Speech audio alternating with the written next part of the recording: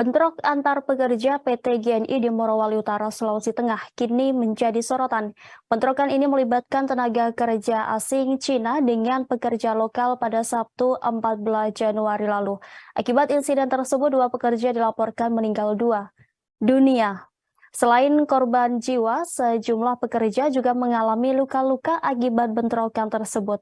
Detik-detik terjadinya kericuhan maut antar pekerja di PT GNI ini pun viral di media sosial.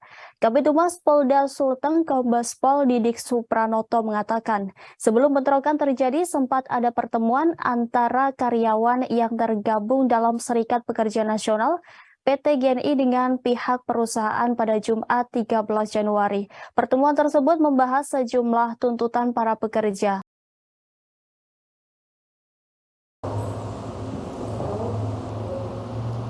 Assalamualaikum warahmatullahi wabarakatuh. Baiklah teman-teman, perkenalkan nama saya Alia Marka Lumaya dengan NPM C1C022165. Saya Cindy Noya dengan NPM C1C022144. Saya Matri Agustina dengan NPM C1C022089. Baik, di video kali ini kami akan membahas kasus yang ada di PT GNI. Nah, kalian pada tahu nggak sih ada berita tuh yang mengenai bentrok pekerja Cina dan Indonesia di PT GNI.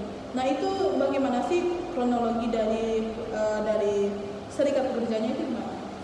Jadi dari berita yang saya baca, awal mula kronologinya itu karena serikat pekerja ini memberikan surat aduan ke Kementerian Ketenagakerjaan tapi tidak pernah mendapat respon. Sehingga terjadinya mogok kerja, terus berujung bentrok yang terjadi itu tadi. Tapi memang pernah ada sih mediasi lain pada tanggal 10 Januari di kantor dinas, tapi tetap saja tidak ada kesepakatan apapun yang diraih dalam pertemuan tersebut. Nah, oleh karena itu, pekerja PT GNI ini merencanakan aksi mogok kerja pada 14 Januari di luar area produksi alias pos 4. Tapi saat aksi berlangsung itu, ada anggota SPN yang berada dalam pos 4 ingin mengikuti mogok kerja, tapi dihalang-halangi, sehingga terjadilah pemukulan oleh tenaga kerja asing ini tadi. Jadi gitu. Ada kronologi lain nggak sih? Ada dari pihak Kapolri, yaitu Jenderal Listio Sigit Prabowo ini meluruskan narasi yang menyebutkan bentrok di PT GNI tersebut bermula dari peristiwa pemukulan tenaga kerja Indonesia oleh tenaga kerja asing sebagaimana tersebar di media sosial. Pak Sigit ini mengatakan faktanya bentrok itu berawal dari ajakan mogok kerja disertai pemaksaan. Nah, Pak Sigit ini juga menjelaskan ajakan mogok kerja disertai pemaksaan itu disambut penolakan oleh sejumlah TKI dan TKA yang tetap ingin bekerja saat itu. Penolakan mogok kerja inilah yang berakhir dengan bentrokan antar pekerja. Lalu peristiwa yang terjadi awalnya adalah ada ajakan mogok dari karyawan yang kemudian di situ menimbulkan pro dan kontra, dan kemudian ada upaya pemaksaan sehingga disitulah ditolak. Itu sih kalau dari sisi Kapolri. Oke. Lalu apa aja sih tuntutan yang dari pekerja dari PT GNI ini?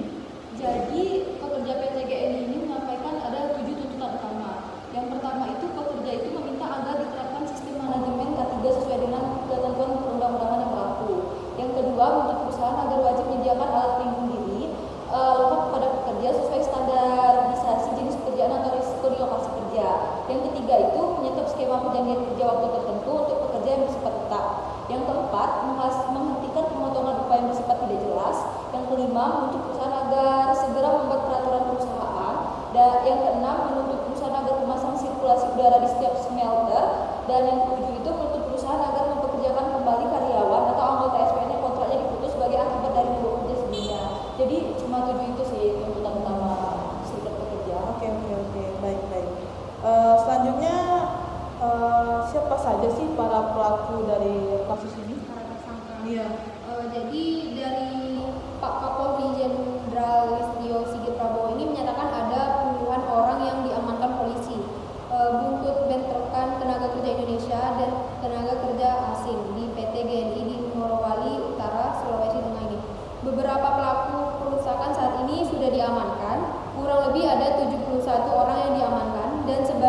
11 orang saat ini ditetapkan sebagai tersangka, kata Kak Siti.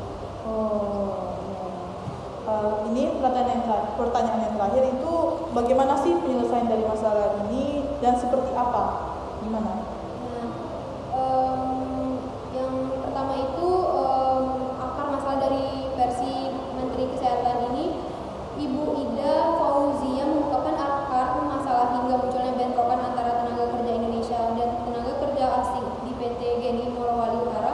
Akar masalahnya itu adalah tuntutan para buruh yang belum direspon oleh perusahaan.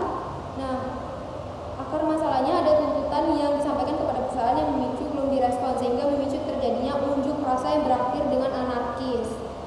Jadi ini lebih kepada respon persoalan yang belum direspon dengan baik oleh pihak perusahaan. Nah, lalu Ibu Ida ini mengatakan pihaknya telah menurunkan tim untuk mediasi tuntutan para buruh. Ida mengatakan ada kesepakatan dari mediasi tersebut. Nah, Ibu Ida ini juga memastikan situasi saat ini sudah kondusif. Dia mengatakan pihaknya ada mengawal kesepakatan antara manajemen PT GNI dan para pekerja.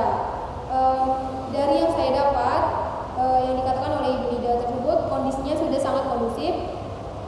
Pak Kapolri juga sudah mengumumkan siapa yang bertanggung jawab terhadap kasus GNI ini. Lalu dari sisi ketenaga kerjaan, kita juga harus memastikan kesepakatan yang dibangun itu bisa dijalan dengan baik, membangun hubungan industrial yang harmonis antara kerja dan manajemen. Penyelesaiannya. Baik. Jadi sudah kita dapat simpulkan penyelesaiannya yang dijelaskan oleh Ibu Ida tadi. Berakhir pula video kita hari ini. Terima kasih. Wassalamualaikum